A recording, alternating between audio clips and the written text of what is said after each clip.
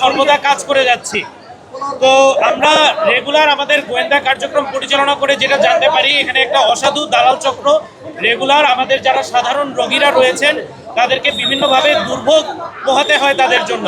এজন্য হসপিটাল কর্তৃপক্ষের সহায়তায় এবং আমাদের বিজ্ঞ ম্যাজিস্ট্রেট মহোদয়ের উপস্থিতিতে আমরা আজকে এখানে একটি মোবাইল কোর্ট পরিচালনা করেছি, যেটার উদ্দেশ্য হচ্ছে দালাল চক্র চিহ্নিতকরণ এবং গ্রেফতার, তাৎক্ষণিক দৃষ্টান্তমূলক শাস্তি প্রদান, জনসচেতনতা বৃদ্ধি, স্বচ্ছ এবং রোগীবান্ধব পরিবেশ তৈরি।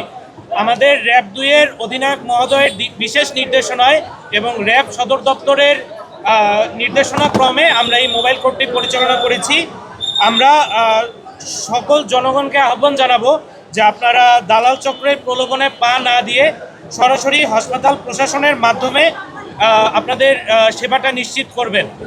এখানে আমরা আজকে সর্বমোট 11 জনকে চিহ্নিতকরণ করেছি। এ ব্যাপারে আমাদের পরবর্তী কার্যক্রমটা চলমান রয়েছে, যেটা পর্যায়ক্রমে আমাদের বিজ্ঞ ম্যাজিস্ট্রেট মহোদয় এবং আমাদের হসপিটালের যে ভারপ্রাপ্ত পরিচালক আছে ওনারা আপনাদেরকে ব্রিফ করবেন। ধন্যবাদ। আমি এখন বিজ্ঞ ম্যাজিস্ট্রেট মহোদয়কে একটু অনুরোধ করবো কিছু বলেন।